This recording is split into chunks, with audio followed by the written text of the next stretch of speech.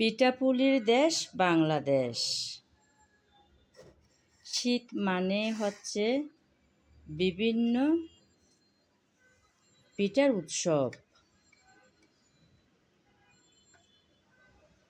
পিঠা, পুলি কিংবা পায়েস যাই বানানো হোক না কেন, সঙ্গে যদি থাকে খেজুরের গুড়, তাহলে তো আর কথাই নেই। খেতে ভীষণ ভালো লাগে যদি সঙ্গে থাকে খেজুরের গুড়। আমিও আজকে খেজুরের গুড় দিয়ে খাবো মজার এই ভাপা পিঠা।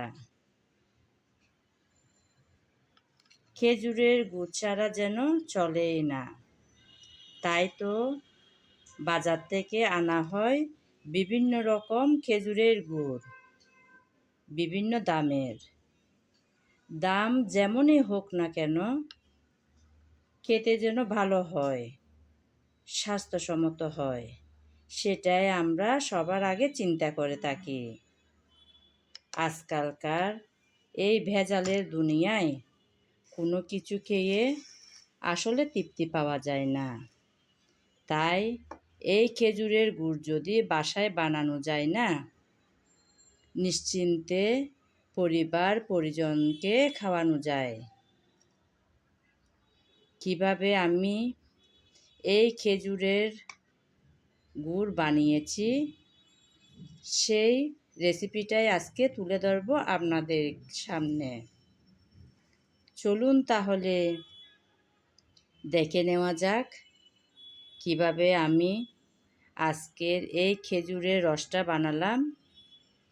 খেজুরের রস বানিয়েছিলাম আগে, আজকে খাওয়া হচ্ছে ভাপা পিঠা দিয়ে।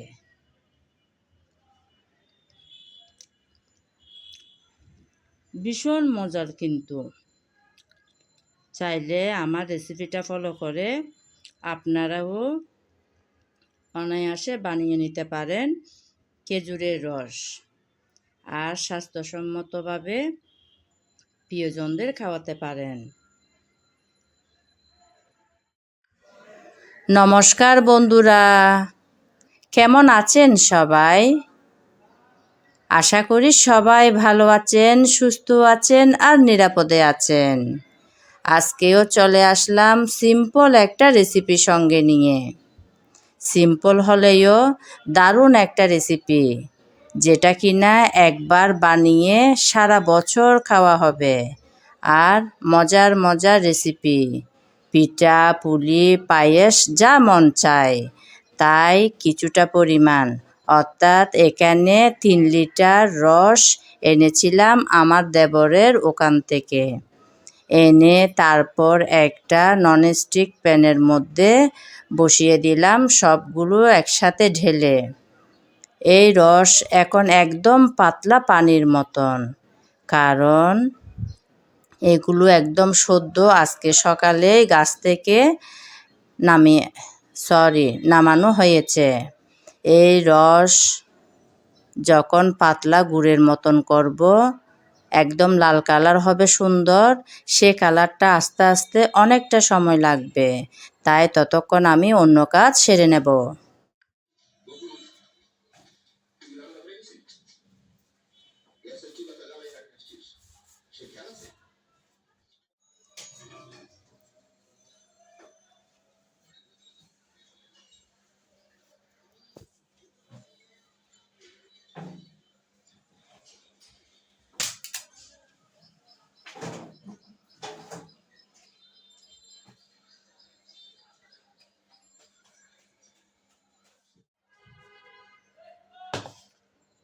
আসলে খুব ব্যস্ত থাকা হয়, তাই রেগুলার পরিষ্কার করা হয় না। যেভাবে আপুরা প্রত্যেক দিন ব্লগ ছাড়েন, সকালে উঠে প্রতিদিন জিনিসপত্র গোছানো আর মোছানো হয়, আমি কিন্তু রেগুলার মোছা কাজটা করতে পারি না। যখন সময় পাই তখনই করি। তো এখন তো চুলায় রসগুলো বসিয়ে দিলাম, অনেকটা সময় লাগবে, তাই ভাবলাম এই সময়টাতে এই কাজটা সেরে নিই।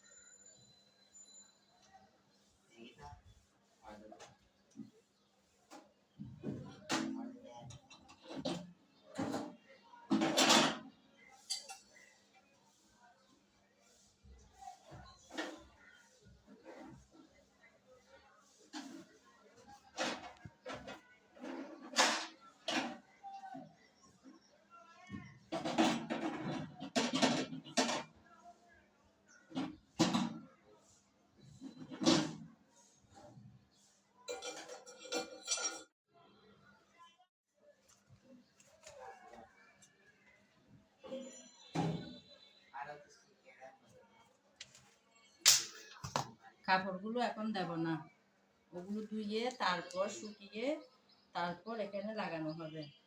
এখন এমনি যে জিনিসগুলো ছিল সেগুলো বসিয়ে রাখবো।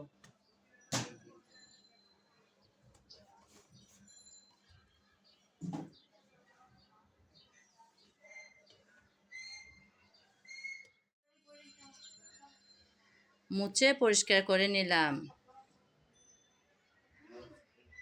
উপরে যে কাপড়গুলো দিয়েছিলাম সেই কাপড়গুলো এখন দেব না, কারণ ওগুলো ধুয়ে দেওয়া হবে, ধোয়ার পর শুকিয়ে তারপর উপরে দেওয়া হবে। এটা আমার ছোট মেয়ে বানিয়েছে, তাই এখানে রেখে দিলাম। কেমন হয়েছে বন্ধুরা কমেন্ট করে বলবেন কিন্তু।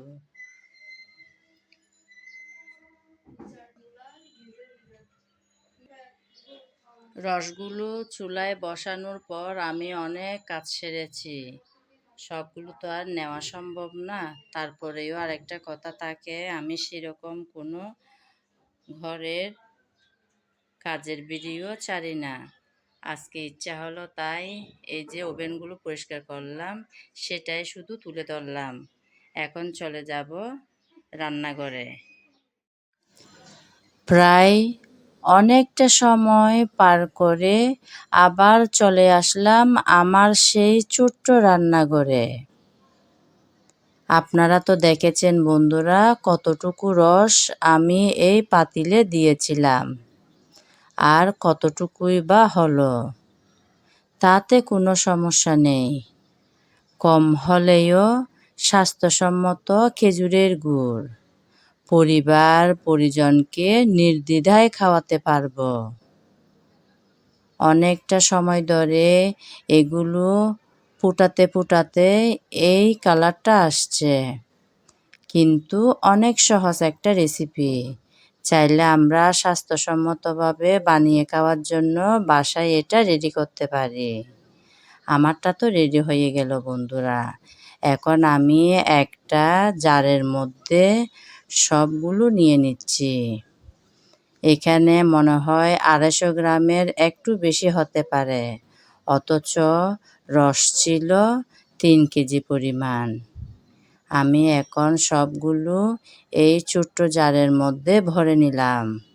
যখন ইচ্ছা হবে খেতে পারবো, যে কোনো পিঠাপুলি আর পায়েসও বানাতে পারবো। এখন আপনাদেরকে পরিবেশন করে দেখাবো কিভাবে আমরা কত মজা করে সবাই মিলে খেয়েছি। শীত যাবো যাবো করছে, কিন্তু খেজুরের রস এখনো আছে। তাই খেজুরের রস থাকতে থাকতেই বানিয়ে নিতে পারেন বন্ধুরা স্বাস্থ্যসম্মত মজাদার এই খেজুরের গুড়। আমিও বানিয়ে নিলাম আর পরিবেশন করব বলে চলে আসলাম আপনাদের সামনে। আজকে মজার এই খেজুরের রস খাওয়া হবে ভাপা পিঠা দিয়ে, তাই কয়েকটা ভাপা পিঠা সাজিয়ে নিলাম।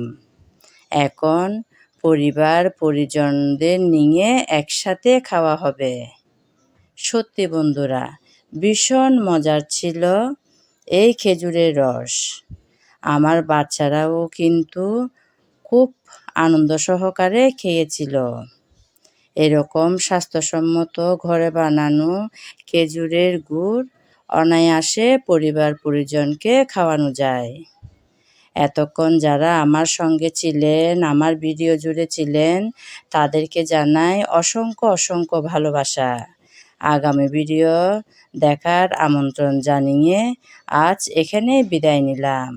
সবাই ভালো থাকবেন, সুস্থ থাকবেন আর নিরাপদে থাকবেন।